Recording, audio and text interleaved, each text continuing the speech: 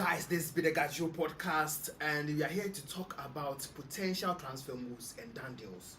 So I can confidently tell you that Matheus Cunha has already signed for Manchester United from Wolverhampton on a £62.5 million deal. So Cunha is a new United player, and the first summer transfer for Ruben Amorim as far as his stay in United is concerned. So Ruben Amorim's first signings came in as the winter period when he signed Patrick Dogu from Lecce, and Aiden Heaven also signed from Arsenal. So he is now confident that he can turn the fortunes of Arsenal or of United and make them a better club. Then again, Brian Mbeumo, an out-to-out winger or an attacking midfielder or a second striker for Wolverhampton Wanderers is also linked for Brentford. Is also linked to Manchester United, and I think it's going to be a great addition to Ruben Amorim's side. And they would also need a striker. I don't know if they are going to maintain Russell Soyland, who has been linked to Inter Milan, or they are rather going to play Joshua Zexi as an Amanaya. Probably they'll try to bring in Victor Osimhen, Victor Gyökeres, or whoever the striker he would want to play with. Elsewhere, Arsenal also linked with Benjamin Sesko and Victor Gyökeres as the potential Amanaya they would want to be with. Chelsea need a striker, but currently they are dealing with a goalkeeper in the name of AC Milan's goalkeeper, Mike Maignan. Chelsea have a lot of goalkeepers at their disposal, but they think they need a better goalkeeper, an experienced one, of course, and AC Milan's goalkeeper, who they've been linked with for some time ago, they currently have thrived their interest in him again. 1 year contract left on his contract with his parents club, AC Milan. Are Chelsea going to sign him from AC Milan, or they are going to look elsewhere for a new goalkeeper? That is what we are yet to find out. Florian Wirtz is also in current discussions with Liverpool. £130 million Liverpool have offered to Bayer Leverkusen, but Bayer Leverkusen says this is a small money. They're not going to take this money. They need a bigger amount, probably 150 million with a transfer deal. Florian Wirtz is a young player, 21, 22 years of age, so he has a lot years more to play for Liverpool if he is bought for them. And Leverkusen wants to make the most of the transfer. They want to take every money they think they deserve out of this deal, and Florian Wirtz could probably move from Leverkusen to Liverpool. And talking of Liverpool, they have already signed one other Leverkusen right back in the name of Jeremy Frimpong. He is there to replace Trent Alexander-Arnold, who has also moved from Liverpool to play for Real Madrid. So Arnold is going to play for Real Madrid in the upcoming Club World Cup. So in Spain or in Madrid, they currently have Jude Bellingham and Trent Alexander-Arnold as two Englishmen. Is there going to be of help to Madrid for them to clinch or get their hands on the Club World Cup trophy? Probably yes. They are the defending champions, recently winning it in January. So they would want to get another left back in the name of Alvaro Carreras, who plays for Benfica. Madrid are building up, and so Rodrigo might stay. Daniel Kojabi Alonso would want to see what happens with Rodrigo. He wants to build a new team with his new players, new faces, as far as Madrid is concerned. So I'm here with my guy Kobo to give you more updates, more analysis. Gajio updates. What you are saying? Gajio updates. Do you think this team needs this player, or you think he should go elsewhere? Kobo is here, and a staunch Chelsea fan who is more interested in talking about issues surrounding Chelsea FC. They want to buy Rodrigo from Chelsea. They want to buy Bino Gittins. They want to buy a new goalkeeper. They want to buy a centre back Maguire from Crystal Palace. They want to buy Darius Sugo, who have already signed for Chelsea. He wants to talk about Chelsea. Kobo, what's up? Adeo, Charlie, everything cool. Definitely, we are fine. Definitely, we are fine. So. You know, I'll start with you on Chelsea FC. No problem. Your transfer issues. How is it happening? Chelsea, we are kind of cool today as we speak. Tuesday, it's kind of very heat, very very hot on the market concerning Chelsea. We are making moves. So in the morning it was Hugo Ekitike. Right from the morning, report from France, Santi Aouna, Fabrice Hawkins, bringing the Ekitike, deal from France. I mean, it's understandable. You have to push your boy, right? If you are a Ghanaian journalist and Kudus is kind of high on the transfer market, you push Kudus, right? So I kind of understand them. So in the morning it was Ekitike, up till we had news about Mike Maignan, and then the Jadon Sancho going back to Manchester United also came in. So I have heard news about James Trafford too, The goalkeeper. The goalkeeper. So I mean, from Jacob Steinberg. So Jacob Steinberg is also pushing his boy. It take money small. That is how I feel. But yeah, let's see. You made mention of Hugo Ekitike. Yeah, Hugo Ekitike. Is it going to be a great addition to the Chelsea team? If I'm a director, I am not going in for Hugo Ekitike. You know why? Because Eintracht Frankfurt want 100 million euros for Hugo Ekitike, a player who didn't make it in PSG, a player who couldn't even match Gonzalo Ramos in PSG. They sent him to loan, and then they made it a permanent deal, and now they are demanding 100 million euros. They sold 100 million Randall Colombian to PSG, 100 million. It didn't work. Colombian is in Juventus right now. Yeah. So I don't want Hugo Ekitike. Even if I want Hugo Ekitike in Chelsea, it should be a sensible money. 25 million, bro. If we are being too honest, Hugo Ekitike in this market, realistically, should be 30 million or 20 million. Who was the star man for Eintracht Frankfurt from the start of the season to January? It was Omar Mamouche. How much did Man City sign Omar Mamouche? And you're telling me to 80 Hugo Ekitike is 100 million. Why? Yeah. You I don't want to say cool down. You are just some way in the transfer market. Yeah, Ekitike. Oh my God. That is how these German teams have become. Whenever any bigger team from outside Germany, especially England, because they know that outrageous amount of money. That is where the money is. Oh my God. In England. And let me switch a bit more on Ekitike to Florian Wirtz. I think that putting much pressure on Florian Wirtz, they are even killing the boy. Because 150 million, a German boy, Germany and England, they have this friction in them because of the World War. Way back in the World War II, World War I, they have this friction in between English and the German. They don't like Germans. If you know an English, an indigenous English person, they don't really like German like that. Let me tell you one thing about this English German.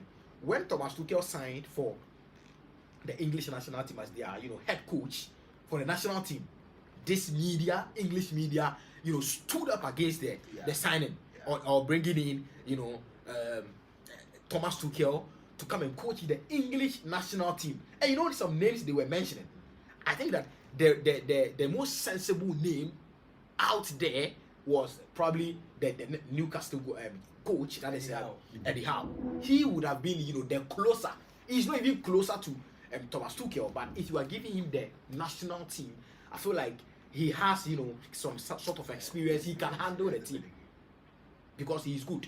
He can handle the team. But aside him, all the boys, England need better coach. They don't have any better coach.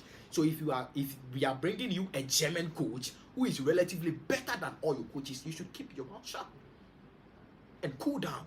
Let the coach, help your national team. And then you can see Gary Neville complaining. So they were all complaining. Mark Goldberg, all the people, they were all complaining. My guy, we had all of these England coaches in England. Thomas Tuchel came from France, from PSG to Chelsea, won the Champions League with Chelsea, qualified for the Champions League the next season, was sacked by Chelsea. Klopp came from Germany, won the Champions League, won the Premier League, won basically everything. Look at Hansi Flick. It didn't work out in the German national team. And then you're complaining why they're not taking any England coaches. When we brought Graham Potter to Chelsea, what did he do? Nothing. What did he do with Chelsea? 5 months. So basically, we've had England coaches in some bigger clubs, and they are doing extremely nothing. One of their guys who is also doing well is the Strasbourg coach, Liam Rosenier. He's a very learned guy. Very good coach. Very learned guy. I've watched him. Very learned guy. So I respect him that much. He's also he's doing well. So I think that Florian Wirtz doesn't need that pressure on him. At Liverpool. 150 million. He should go and ask Dominic Szoboszlai what they did to him his first season at Liverpool. The pressure on him. He should go and ask him. And he was even signed for 50 million. You see, so he doesn't need that kind of pressure on him right now. Because if you are bringing Florian Wirtz 150 million pounds or maybe euros in England, Liverpool, a defending champion, do you know what the media will do? A misplaced pass can even kill the boy. The media will kill the boy because of a misplaced pass or because of a big chance missed. And you see, the style of football in Germany is different from the style of football in England. With Germany, you are allowed You to have pass space, the ball. a lot You of have space. spaces Timo Werner, to- space, a You lot of understand? space. But in England, close up, close marking. So the moment you put on a Liverpool shirt, the moment you play in the preseason, the moment you are playing your first match in the Premier League or probably in the Community Shield, Yeah. we start the Premier League. Florian Wirtz 150. We are now counting on you to score even more goals than Mohamed They will Salah. even forget Mohamed Salah. Yes, to score And more goals than focus on Mohamed you. Salah. You know, the media will focus on you in England. If you are not English, If you are not English, and some of their media guys, you know, their top guys, Gary Neville, Bruno Fernandes, you know, Jordan, Yes. Simon Jordan, all those people, Gabriel Agbala, all those people, Talk Sports, especially Talk Sports, they will focus on you and leave even Mohamed Salah, because Mohamed Salah, you can't chat to him. I mean, Salah has done 40 million. all what he's demanded for, so you can't even, you know, focus on Salah. They will focus on you rather, because you are coming in as a 150 million euros player to Liverpool, a defending champion. they need to prove. You need to prove that. So let's put the price tag aside and let's take Florian Wirtz as a player with his performances for by Liverpool in the past 3-4 seasons and with his exploit in the German national team. Is it going to be a great addition to the Liverpool team? Honestly, it's going to be a great addition. Honestly, because now Darwin Núñez is being checked to leave. Díaz is kind of, you know, I don't know what they want, but apparently it's about, you know, salaries. Apparently his father is pushing because of the salary. He wants He wants a bigger a bigger money. And you know, if you want a bigger money, Saudi is there. Al has approached Díaz. Barcelona is also approaching. Barcelona pays. Yeah. Honestly, they are having issues, but they pay big money. So Barcelona are also, you know, approaching. They have also approached Díaz. So it's likely that Díaz will leave Liverpool. Darwin Núñez will also leave Liverpool. That one is confirmed. I don't know. Probably things change in the transfer window, but it is confirmed that he will leave Liverpool. So if we are bringing Florian Wirtz, I mean, he's sort of an attacking midfielder who can even play as, you know, a double 10 and can also play as a, you know, a winger. If you tackle him there, he can do that for you. But he's more of an attacking midfielder, and it is going to help Liverpool that much. So honestly, let's do away with every price tag about, you know, Florian Wirtz and talk about him as a player. Is he a good player? Yes, he is a good player. But you know, in football, your talent is not enough. You need to be strong here mentally, because you are moving from Bayern 04 Liverpool into Liverpool, which is a way bigger club. a way bigger club. All eyes on you. You see, defending champion. They were out of the Champions League in round of 16. They were tipped for the quadruple. Yeah. They went out to the round of 16. Quadruple to treble to double to one more.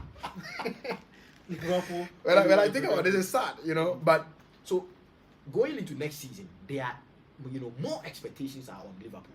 So if you are coming in as a 150 million or 130 million player, you know, your talent is not enough. You should be up here. You should be very, very, very stable up here.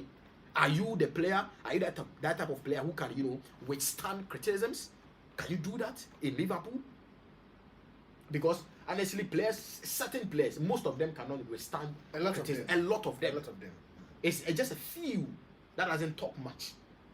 They talk on the pitch. Yeah. But some of them, if you criticize them, they score one goal and they are doing like this. Kasane Dawson.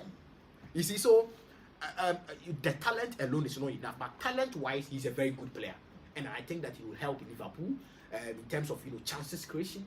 If it's about goal scoring, if it's about adding to the attack, you know, a dynamic attack. You can even tackle him as you know, a force 9 for Liverpool. It can work. It can work as a winger. It can work as, you know, an attacking midfielder. So it will be a lot. But he has Dominic Szoboszlai to also compete with. Yeah. Yes, because So if you have Florian Wirtz playing just behind the striker, who is going to be the striker? The striker, they are also, you know, they are also in the market too. They are also in the market too. I've heard links about them with even the Hugo Ekitike. I heard early links about them. I don't know what this guy has done in Germany, but I don't know why teams are chasing him like that. Apparently, they have scouted him for so long. Yeah. 19 years. I saw it. England. It's because I've seen recently that Nkunku It's not good. moved from Leipzig to Chelsea. Timo Werner moved from Leipzig to Chelsea. Chelsea to Tottenham. It's not working. Guy. On the bench. Guy. Nkunku, the profile of Nkunku from Germany to England. You know, he was my favorite player in Chelsea when he was coming to Chelsea. Yeah. Nkunku, forget. There is no argument that you will bring on board the profile of Nkunku from Leipzig to Chelsea. Bro, you cannot chat to me. I will make sure that I defend this guy. And he came to Chelsea. Look at him. It didn't work. They will sell him. Apparently he wants to go back to Germany. Yeah, he will Bayern Munich. Marcel Sabitzer from Dortmund or from Leipzig to Manchester United. It didn't work. So why are these German players not performing in Surprisingly, he went to Dortmund and it's working. Surprisingly, Timo Werner moved back to Germany and it working. So what's the problem? Because of the football, the way they play their football. England, constant market on you. The ball is fast. The players will tell you. Casemiro will tell you. Go and ask him. He will tell you. The ball is fast. There is no space in England. If you fall, you are down. If you are a winger, you delay 2 seconds. The ball is gone. So, Florian Wirtz coming in, he has to adapt. Just like Dominic Szoboszlai. He had to adapt in the first season. That's why he was poor in the first season. This season, or just the recent ended season, it was kind of okay for Dominic Szoboszlai, and I think that in the subsequent seasons it will be good for him. So you need to adapt. But if you are coming in as a 150 million player, do you think the media will give you the time to adapt? No, you have to adapt before you come. So let's move from Liverpool and talk about the second placed on the English Premier League table, Arsenal. Good. Arsenal in recent times have been said to win the Premier League, yet they have not been able to win it. For the past 3 seasons, always we are favorites. We are one of the favorites. Competing next season. Now, it looks like obviously they have a problem. Yeah. You know the problem. I know the problem. Yeah. They know the problem. They know. Yet Arsenal are looking elsewhere. Martin Zubimendi from Sociedad to Arsenal. If that link, there is a problem with that transfer because Real Madrid wants to enter the situation. You know, it's not done. Yeah, it's not done. So Real Madrid wants to enter the situation. Do you know who they are using? They are using Xabi Alonso because Xabi Alonso knows Martin Zubimendi from Real Sociedad Academy. Yeah. So he coached him. So if Alonso picks a phone, Zubimendi, amigo, hola, he is coming. You see, so they are using Xabi Alonso as a link to get Zubimendi to Real Madrid, and that is why the negotiation is kind of stalled a little bit. So there is a problem with the Zubimendi deal. But you know, continue moving on to your Arsenal. Benjamin Sesko, good. Victor Gyökeres. Who should Arsenal go in? I will go in. Arteta prefers Sesko because of system. Yes, and we are good with set pieces. Sesko is strong, very tall, in the air. He prefers Sesko. What do you think?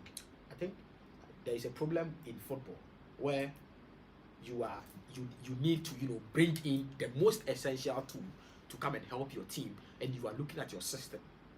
Bro, systems are being built to be adjusted. So you need to adjust and adapt into different systems. When Luis Enrique came to PSG, PSG were playing a striker. They had Randall Colomboigny. They had Gonzalo Ramos. But what did he do? He benched all these guys. Sent Colomboigny to loan. And he is playing Ousmane Dembele as a dynamic forward or as a dynamic number 9 or as a false 9. And it is working for him. So systems are being built to be adjusted. You have to adapt and adjust. So if you are a Mikel Arteta, okay, and then this Sesko guy is also coming from Germany, there's a possibility that he will fail. In fact, there is a 60% possibility that he will fail. And then Leipzig also wants around 90 million, 80 to 90 million for Benjamin Sesko. So pressure is coming.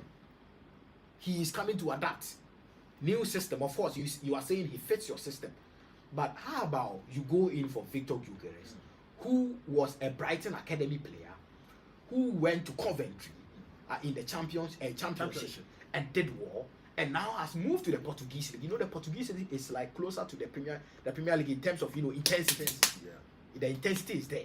So how about you go in for Victor Gyökeres, and then, you know, and then let's be real, he is also prolific than Benjamin Sesko. Way better as a striker. 64 contributions in 50. No, it's not easy. So if you are going in for Victor Gyökeres, I think it will be a very good deal for Arsenal. But Arteta is also looking at his system and the way the player will fit into his system. That is why I said there is a problem in football. I think that system has to be adjusted, and then, you know, you have to adapt to the system. So for me, I will prefer Gyökeres for Arsenal than Benjamin Sesko. But I'm happy that Mikel Arteta is going in for Sesko because of Chelsea. Because I still have a belief that one way or the other, we can go in for Victor Gyökeres. So that's my thoughts on that particular transfer.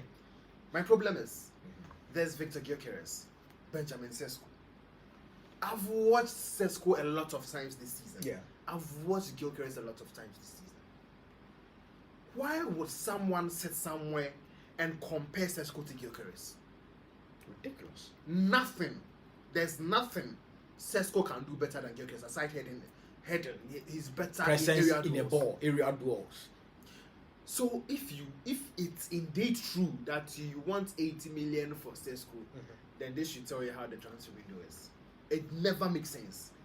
Sesko 80 million. How much do you buy Osimhen? Because Osimhen is very good in the air, he's very good with the feet. Osimhen can guarantee, even in the English, he will guarantee 20 goals. I'm telling you, let Osimhen play for Manchester United. He will score 20 goals. Let him play for which team is even struggling in the Premier League to score goals? Should I even say Everton? Osimhen will get you the goals because of his aggression. And he will score the goals. Presence in the box. And the way he positions himself. Benjamin Sesko.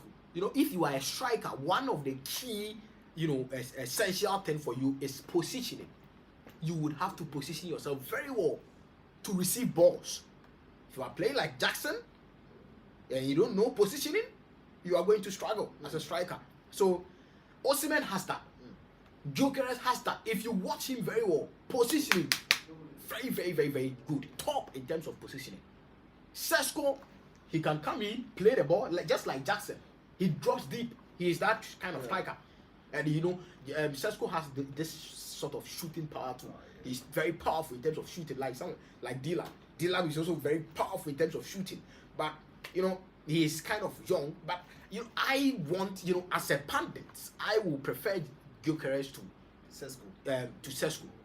You know, as a team, like Arsenal, and they need a striker who can score like 20 goals for them. I would want Arsenal to go in for Gyökeres. The top goal scorer for Arsenal in the Premier League was Kai Havertz. He's even injured though. He got injured. Scored 9 goals. 9 goals. 9. The top scorer for Arsenal in the Premier League. And you want to challenge for the championship? Whilst the top scorer for Liverpool is scoring 29 goals. You are scoring 9. 29. You are scoring 9 goals. So you want to compete with him for the Premier League. It won't happen. Arsenal. Moving from Arsenal, let's talk about Chelsea. Okay. There is Dario Esugo, which I don't know if he's going to be a regular player in the first. Junior Caicedo. That's the name. Junior Caicedo. There's Andre Santos coming back on loan from Strasbourg to compete with Enzo Fernandez. Or probably play alongside Enzo Fernandez. Yeah. Yes. There is Romeo Lavia in the heart of midfield. There is Kenan Dewsbury Hall also there, which means Chelsea have a very choked midfield. Good. And they have the options to play in whatever match it is. If they are playing the Champions League, Premier League, FA Cup, Carabao Cup, it means they have the options to let this player be solely for this. They can actually rotate their squad. Now they have to focus on a striker and a winger, which takes us to Chelsea talking about Jamie Bino-Gittens, Chelsea talking about a striker. Nico Williams is also one of the and Rodrigo. Yeah, Rodrigo is back. Rodrigo, I don't think it will work because of the. Let's see after Club World Cup for the Rodrigo deal. Let's see after Club World Cup, because I've heard news that Alonso wants to use Club World Cup to assess him. So let's watch after Club World If he Cup. plays consistently in the Club World Cup, I think he's going to stay. Yeah, he's going to score Because more. Rodrigo wouldn't want to be on the bench. He No. feels after the arrival of Jude Bellingham and Mbappe, he's been left out. Yeah. They don't count him as an Even on the important. billboards, Nothing. he's nothing. So he Social feels media, now- flyer, he's nowhere to be He's found. been left out. Hence, he wants to leave Real Madrid. and probably get another team who is going to guarantee him playtime day in, day out. So after the Club World Cup, Yeah. if he doesn't have enough playtime, I think that's he why will you leave. confirm Yeah. Rodrigo leave I think Madrid. he will leave, and I want that to happen. As a Chelsea. So fan. Chelsea wants to sign just every player. It's not just every player. They are, it is transfer. So of course, names will be on board. He wants to sign Rodrigo. So there are names that are on board for the wingers, and it is Jamie Bino Gittins, Rodrigo, Nico Williams. These are and Garnacho. Shockingly, Out Garnacho, of these 4 players, you have the option to sign one. Who would you sign? Rodrigo, Nico Williams, Bino Gittins, Garnacho. I'm going in for Rodrigo. Why not with Nico Williams? No, I am not sold on Nico Williams because of his output in terms of numbers. I mean, if you are a winger, you need to give us the numbers. We are not looking at your dribbles. You think we care about dribbles now? Honestly, football has changed, and I have also changed. So, if you are a winger and you tell me I dribble, I successful dribbles, 250 successful dribbles, 790 successful dribbles. Well, bro, I don't care. And you are giving me 1 goal, I don't care. I need the goals more than the dribbles. Would you consider the fact that I want Rodrigo? No, you consider the fact that Rodrigo plays around quality players compared to whom Chelsea. Nico Williams plays Yeah. around. Because Goka Guruseta, Sanadi is the striker Sunset. for Bilbao. Yeah. Sunset in the midfield. Inaki on the right. Yeah. So relatively, the products or the players Yes. are A little bit lower compared to what Rodrigo has. Real So Madrid, yeah. Rodrigo can give a long pass to Mbappe, then It's Mbappe a is goal. not it. It's an assist for Assist, Rodrigo. yeah. Nico can give it to Sanadi and he misses. I remember there was a time I watched one Bilbao game and Sanadi missed about 3 or 4 clear-cut chances. And this could have been assist. I think that's a good point. You see, so you consider all of these Yeah. things, and I think Rodrigo is around 23, 24 years Yeah, now. very, very, Nico very, 21, very young. 21 Nico years. 21, 21, very, very heading to 21. They are all So I young. think They have a lot of They are all years. young, but there is going to be a problem with the Rodrigo deal because of his salary too. You have to pay. I don't want to. Whenever I'm talking about Chelsea, it saddens my heart. Okay, it gets to me with the fact that we are talking about Chelsea and we worry so much about salaries. A big team. Okay, so Kobo, let's take a quick turn. Let's take 2 minutes of rest. We'll be back shortly. No problem.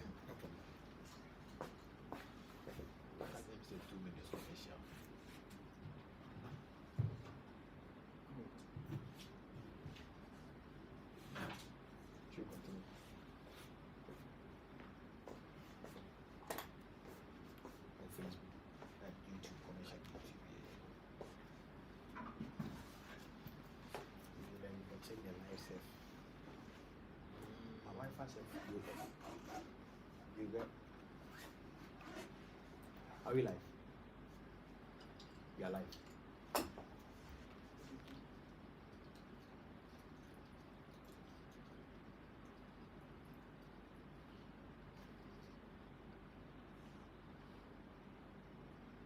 So if you come back, Bruno or something. Yeah. You shock me. Bruno. But the movement of United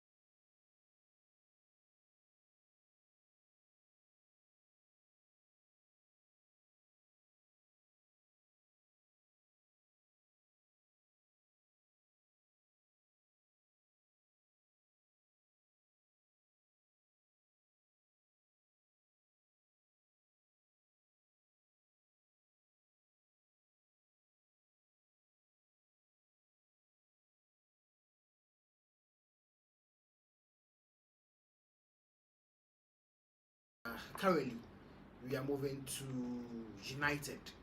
A lot of happenings at their camp. Is it going to be Bruno Fernandes leaving the shores of United because he has already discarded the move of moving to Saudi Arabia, potentially playing for Al Hilal in there? And then again, Matheus Cunha has already signed for United. There is Brian Mbeumo, who should sign for United from Brentford FC and make sure that they strengthen their squad ahead of the new season. 15th place, United is not a good one. They failed to qualify for the UEFA Conference League, the UEFA Europa League, the UEFA Champions League. And I don't remember the last time United failed to qualify for any top-tier European competition. So it means Ruben Amorim has a job to do as far as next season is concerned. I don't know if their former coach, Eric Ten Hag, who is currently the head coach of Liverpool, I don't know if he did way worse than what they achieved this season. But I feel they have to up their game. Now, Kobo thinks Matheus Cunha and the new name Brian Mbeumo are going to be of great additions to the United team. He's here to explain to us. Cool. Yeah, big man. Very, very, very, very good. I mean, the addition of Matheus Cunha, Brian Mbeumo is going to be of a very, very great addition. That is if Bruno stays. And it is very, very key that Bruno stays. And just this morning, that was the exclusive bomb from Fabrizio Romano that Bruno has rejected the move or the Al Hilal proposal. I mean, it was a big money. It was actually big. And it was a very, very big opportunity for Bruno to go and make money out there. Because, Charlie, nothing did for him for Manchester United. He has been very, very, very, very good for Manchester United, but nothing to show for. I mean, FA Cup and Carabao Cup to show for in Manchester United. A player like Bruno, no. So he has rejected the move to Saudi. Apparently, he wants to play more in Europe. Yeah. But they didn't say, or Fabrizio Romano didn't, specify that The club. He wants to stay at United, but he wants to stay in Europe and play football in Europe.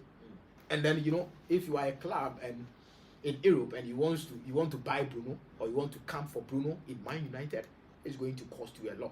Not less than 100 million. Not less than 100 million. You have to drop that money for Bruno, and Bruno is also entering 30s. Yeah, so are you going to take that risk? Honestly, in terms of input or output, let me say it. In terms of output, Bruno will give you the output you need. Bruno will give you the chances creation. He will give you the goals. He will give you the assists. But his age, are you going to gamble 100 million on a player entering 30s? So to me, reasons why I think Bruno Fernandes would discard moving to Saudi should be one. He thinks it's not competitive enough. Good for him. With the kind of player he is, it's not competitive enough. Now Bruno is a player who hasn't won a match as a player in terms of trophies. Yeah. So he hasn't won the Premier League, he hasn't won the Champions League, he hasn't won any top tier competition. And he would want to stay in Europe to have the opportunity to play in a bigger club. Yeah. To play in the Champions League, potentially Madrid, Barcelona, or even Manchester City, Bayern Munich. Anything that is doing well. Chance PSG. to win the PSG. Yeah. They have the chance to win the Champions League. They have the chance to win the local league. They have the chance to win the Club World Cup, because as good of a player he is, and he has nothing to show in terms of achievements, I think it is really poor. It's very sad. And one other thing is, you need to play for the national team. If you move to Saudi Arabia to play for Al Hilal or Al Nassr, is it likely to play for the national team? I think he plays. I say yes. Yeah. Because even Otavio is playing. There's no way Ruben Neves is better than Bruno Fernandes. No. Ruben Neves plays in Saudi League, Al Hilal, and he has consistent call up to the national team. So and sometimes he even starts. I think he plays. So you play as far as you go there. But the competitiveness. Ronaldo is even playing for the national team. Yeah. So the competitiveness is going to be a problem for Bruno. I mean, Fernandes. It won't push you to your best. Be better, because I will tell you for a fact that Neves has lost his spot in the starting lineup of the Portuguese national team because he's playing there. It's not pushing him enough. Because João Neves is playing better than you are doing today. Vitinha is playing better. He's like, so to speak, I'm sorry to say, a dog in the middle. So he's like a dog in the middle. Everywhere, João Neves. Everywhere. So if you are this competitive in the Champions League, in the Le Championnat, in the Coupe de France, all the big European trophies you are, or in the European competition, you are this competitive, and you can play with all these big players in the middle, then it means that you can actually play for, or we can count on you in the national team. Okay, guys, so this is the live transfer segment we have here in German Studios. This is the Gajio Podcast. So I kindly send us details of where you are watching us from and your expectations. Tell us your club and tell us what you expect your club to do. Should you go in for Seaman if you're a Chelsea fan? Should you go in for Gyökeres or Benjamin Sesko if you're an Arsenal fan? Should you go in for a new goalkeeper as a Barca fan? Should you go in for a new left back as a Madrid fan? Should you go in for a new winger as a Bayern fan? Or should you go in for a new midfielder or striker as a Manchester City fan? Send your opinions, send your comments, and let's drop all your comments. Let's discuss. Whatever transfer news you want us to discuss, then drop the comments. We'll talk about it. And if you think Bruno Fernandes should also remain as the captain of Man United, just tell us whom or whatever you think as far as this transfer is concerned. Do you think Man City or PSG are going to defend the Champions League for next season based on what they've achieved this season? Can they win the Club World Cup? Can Madrid win the Club World Cup with Mbappe leading the lines for them? Tell us what you think, and we are going to read out to viewers for you. So, Kobo, talking about Bruno Fernandes, a great number 8, an influential number 10, who has a lot of chances creation in this game. Yeah. And I'll talk for a fact that in the Premier League this season, he created more chances than any other player. Yet, United didn't get anywhere. This shows you that... This is 16 for 17. 15. 15. 15. This shows you that United are lacking in attack, scoring goals. So, because if you have a player in your team who leads the chances creation, yet you are 15, you are not scoring enough, that means you have a problem. This takes you to Matheus Cunha, who scored 15 goals in the Premier League last season. Do you think if Bruno stays, they are going to have a great partnership behind whoever is going to be their striker? I think yes. That's why I said if Matheus Cunha is coming, if Mbeumo is coming and Bruno is staying, the goals is going to be more. But they should also check their defense too. I think that there is a problem there, which many of them will not agree, but you would agree with me that in the Manchester, they leak goals. One essential point is their goalkeeper, Onana.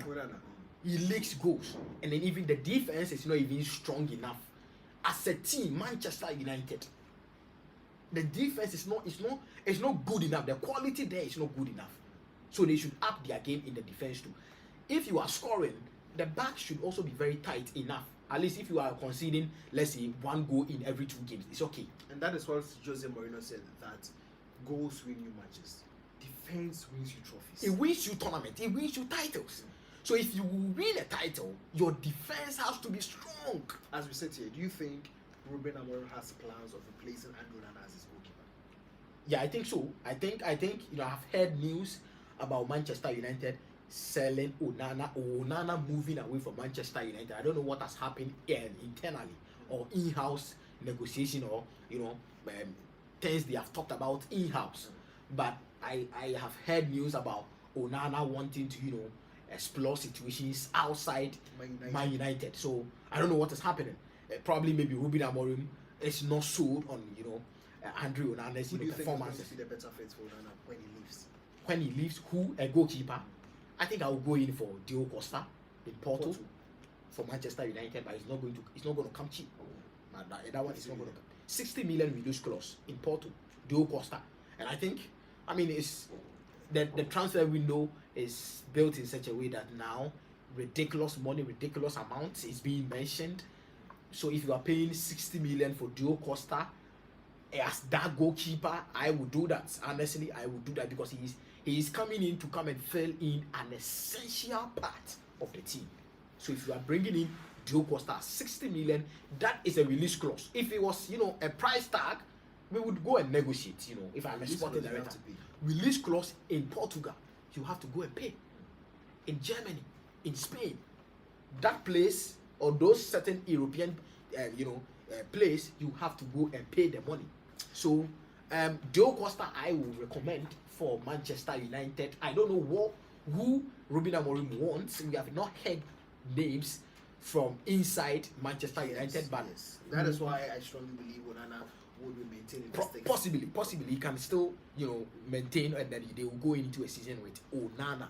But I think Matheus Cunha, if Bruno Fernandes stays, he will score more goals. I'm looking at, let's say, 15 goals in the league, or probably maybe let's say from 10 to 15 goals in the league. But even in Wolverhampton, you were able to score more goals.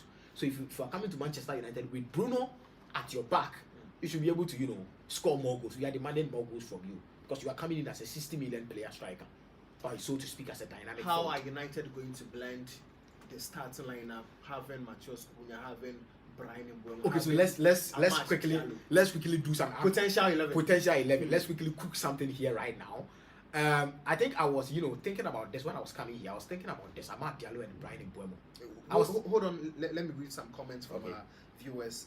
Pius says Mbeumo won't join United. Trust me. Hey, Pius. Now you're the United game. Wait here, Fabricio Pius. Big shout out to Pius. You are doing well. Fabricio Pius. Hood Impact says, "Go, my boy." I see you. I'm sure he's referring to you. Yeah. I see you, bro. Me, I'm a man, so you say go, my man. If you say go, my boy, then I see you, bro. Africa Beyond Border says Bruno is wasted. Hey, Africa na bibi abokodi.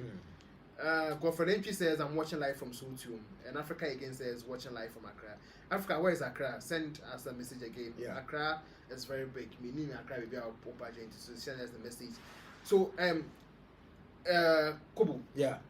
Potential starting 11 for Man United. If you are including new signings. Potential new signings. Yes, because some Fabricio said that Bruno will not Mbeumo will not sign for Manchester United. I don't know where he's getting his source from. I think Pius works close to the technical director of Man United. I think so. Yes, Pius is very close to Are you closer to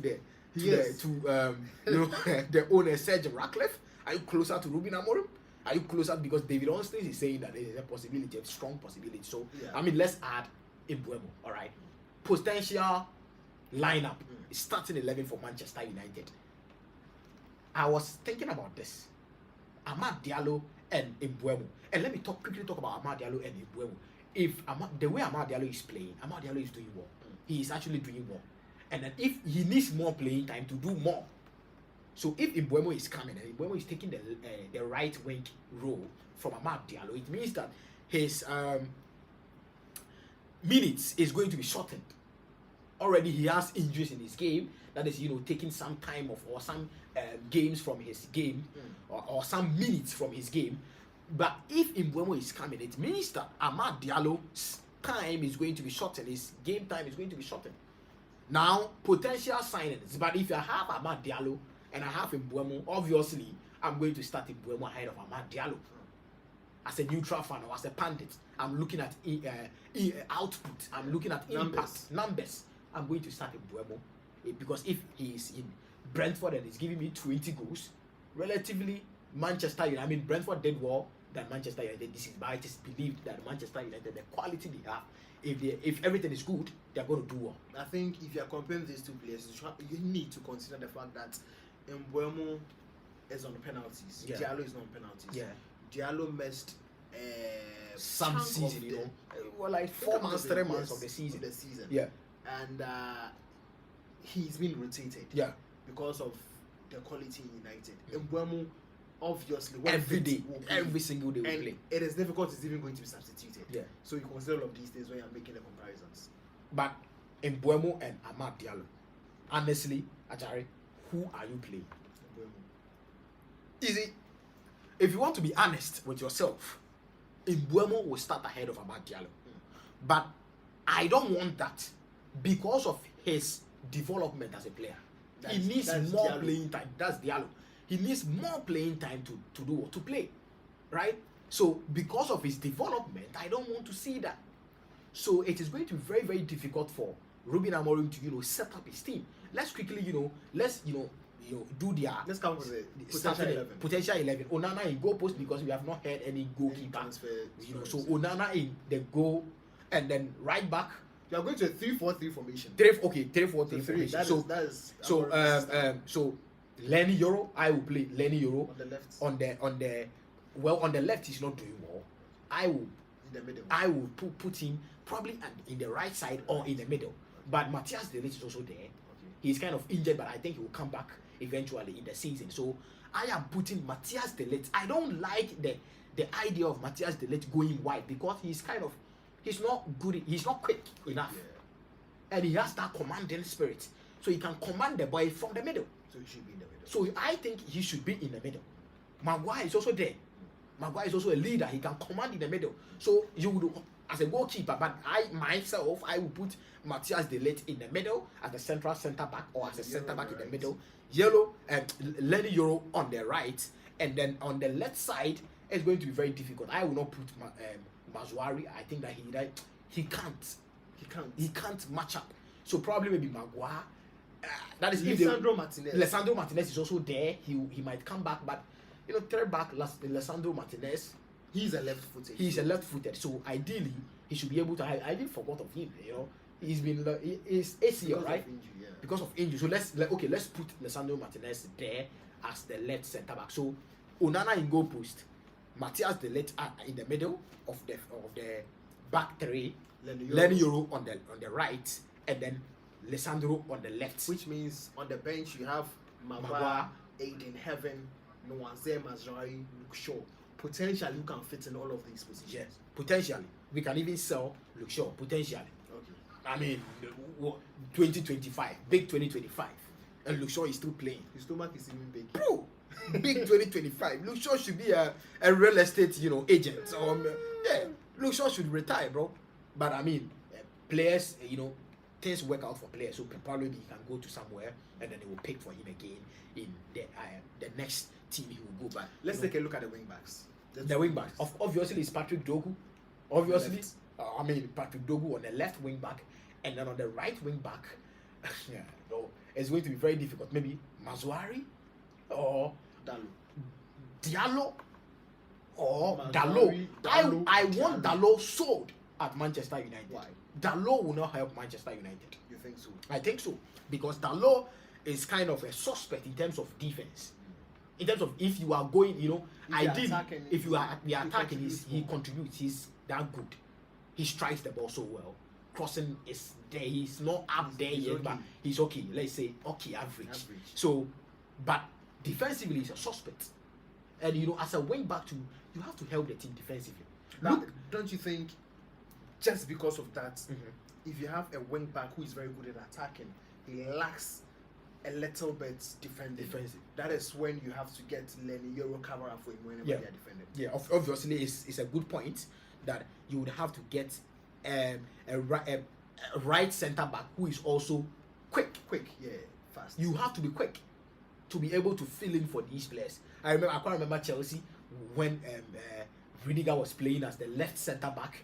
Rudiger was covering for the boys, and then they go and Rudiger covers for them because Rudiger is that quick, and people were like, "Oh, he's playing in a three-back system. That's why he's doing well." Blah blah blah blah blah. Eventually, he went to Real Madrid, and then he has made the World 11 on 2 times, 2 occasions. So it's not like Rudiger is not good. He's actually good. But if you get Dalot there, but I will not play Dalot there. I think they should go in, or probably I would kind of, bring Dalot there, but Dalot on the right wing back. That's not selling him anymore. No, Dalot. No, Diallo rather. Okay. Amad Diallo rather. I would kind of experiment Amad Diallo in these positions to see if he can fill in. He's played a couple of matches at the right wing back. Yeah, so I would kind of explore Diallo in these situations, or probably maybe go into the market, go and get a player who fits into the right wing back situation for Manchester United. So in the middle, we are looking at two. Are we looking at 2 defensive midfielders, or 1 central midfielder and a defensive midfielder, or a central midfielder and attacking midfielder? Which one are we looking for? You need to have a DM. A DM. That is a conk. It's a very constant. Or an AM. Yeah. Any of those. So if it is a DM, I'm sorry. Ugarte. I'm sorry. I'm putting Ugarte there. Ugarte there. Ahead of Casemiro because of energy. Okay. I mean, experience-wise, Casemiro is there. He understands the role. But when Casemiro came to England, he has not. In the first season, it was good, but in this season, Casemiro is not playing enough. Probably because of playing time. Yet he's had a call up for the Brazilian national team. Obviously, I mean Carlo Ancelotti. So he knows him. So you would have to, because when he came, he was like, "I am bringing my boy back." But one interesting part about Ancelotti, he left Endrick out of the team. That story. And before Ancelotti, That Endrick story. was always Real out of the Madrid Brazilian fans national comment. team. Real Madrid fans want to know your comment. And then, Listen to Ancelotti. Uh-huh. Why did you leave Endrick? Mm-hmm. Ancelotti said because Endrick is not playing for his club. But you are the same person who didn't play him. So you see, So he's outrightly telling you that you don't deserve to play for the national team. my Hendrick knows what's up. He's not good. So you see, so of course, I think in the middle, I would go for Ugarte. Yeah, I think some comments are in, but I would go for Ugarte in the middle more as compared to Casemiro. So Ugarte as a DM to bring me the energy, do the cutter job, bring me the energy in the DM, and then if we are playing a central midfielder, I think Manchester United, Kobe Menu is there. Bruno Fernandes is there, Mason Mount. But these guys are, so let's fix Bruno Fernandes there as a CM. But if you are fixing Bruno Fernandes in that deep zone, you are kind of limiting Bruno Fernandes. Yeah. That is exactly what he did in the Europa League final. He sort of fixed Bruno Fernandes in the deep zones. And Bruno Fernandes will not stay there in the deep zone. It means that he is going to move more. When he moves more, Casemiro struggles. Because he cannot do the job alone. You see, so as an attacking midfielder, I feel like Bruno should go a bit higher in the pitch as compared to bringing him back to the deep zones, and that leads us to Kobe Manu. And the coach doesn't like Kobe Manu because Kobe Manu thrives on a possessive game, but I don't see Amorim playing a possessive game. He is sort of a transitional coach, and then he's more of vent on tactics transition. We should play this way. Okay, pa this way. This is how we score our goals. This is how we play our game. And that is why you don't see Kobe Manu playing that much in Manchester United. But if they are not going into the transfer window or the transfer market to go and bring in a central midfielder, I heard news of Ederson of Atlanta. Yes. But Ederson is also, I have heard news just this morning that Saudi are also chasing Ederson after, Saudis, they are very, very, very, very, very stubborn. They know that Manchester United wants Ederson to come and fill in their central midfield role for them, and they sort of gone past Ederson and they went to the big money in the room. That is Bruno Fernandes. Now Bruno Fernandes didn't work, and within a split of seconds, they are going in for Ederson. So it's their target. They are going in for their target. So Ederson can come in from Atlanta to come and help the central midfield zones, because I don't want to play Bruno Fernandes in the deeper zones or in the deep zones. So let's quickly, potential signings, let's put Ederson there. But we can also say that Ederson is not back. We have not heard news about Ederson coming into Manchester United. So let's quickly fix Kobe Manu there, because I don't see any central midfielder. Mason Mount, I don't want to put Mason Mount there. I mean, the performance, unless he up his game. If he up his game, then I am going to put him there. A no-brainer. I'm going to put Mason Mount there. But for now, I'm putting Kobe Manu there. Okay. And then we move into the double 10. Yeah. Plus the striker, right? So you have 3 players. 3 players. Double 10. We have Mbeumo. We have Bruno. We have Mason Mount, potentially. Joshua Sexy. The sexy man. We have Sexy. We have Rasmus Højlund. Inter Milan are chasing the situation. They want to sign Rasmus Højlund. Let's see. And in whatever situation, if Højlund leaves, he's going to be replaced. Of course. So we have all these guys, and then we also have Mbeumo too. Yeah. So 3 players out of these people. Quickly, Mbeumo starts as one of the double 10s, or probably Bruno also starts as one of the double 10s, and obviously Matthias Cunha is playing. So he leaves Zexi on the bench. Zexi on the bench, and Haaland 2.0. Haaland 2.0 on the bench. So Mount, Zexi, Højlund on the bench. It saddens my heart that Amad Diallo is not in my potential, starting lineup for Manchester United. Even though I wanted to fix him on the one of the double 10s. No, one of the wing backs. Okay. But I feel like you will limit him in the wing backs because he needs to be up there to score more goals. He needs to be up there to create chances, to score, to give more assists. So, but we have bench. So a team, if you have a very good bench or a strong bench, it is going to be very good for you as a team, because it is going to be, it is going to help your team potentially. If you have a strong, depth, that is the word I'm looking for, depth in your team, that is going to help. So Amad Diallo in the of course, in the bench is going to help, but I want him to play more. So potentially, that is my starting lineup for Manchester United. Let's go through it. Onana in the goalpost because we have not heard any news. Lenny Yoro as the right centre back. Matthias De Ligt as the central one. Lisandro Martinez as the left centre back. Patrick Dogu, the Odogu, as the left wing back, and then the right wing back probably Mazuari, or let's say Dalot. I want to sell Dalot, so let me put Mazuari there. In the middle, I am going for Ugarte and Kobe Menu in the middle, and then in the front three, also to speak the double tens, I'm going for Mbuemo and Bruno Fernandes, and in up front I have Matheus Cunha. Do you think Cunha is going to thrive as the number 9? Well, I mean, that is one thing they have to work on tactically. Tactically, they have to work on, because he can be that prolific, he can be that clinical up front. But is he going to be? That is the question. Good. So, as a coach, if they are going to bring in a striker, then it means that Cunha should come in as one of the double tens. Obviously, if Cunha, you are not buying a 62 million, player from Wolves, and then he's coming to sit on the bench. Yeah, obviously, definitely not. Definitely he will play, right? So if Cunha is coming back, then it means that Bruno will go back. But Liverpool signed Davinona 50 million from Benfica, and he was on the bench. If you are not playing, you should be on the bench. Yeah, ideally, if you are not playing enough, or if you are not playing good enough, you should be on the bench. Yeah. But I expect Matheus Cunha to excel in Manchester United. That's why I'm putting him up front. And if they will bring in a striker, because this morning we had some sort of fire or smoke about Victor Osimhen to United. We had a smoke.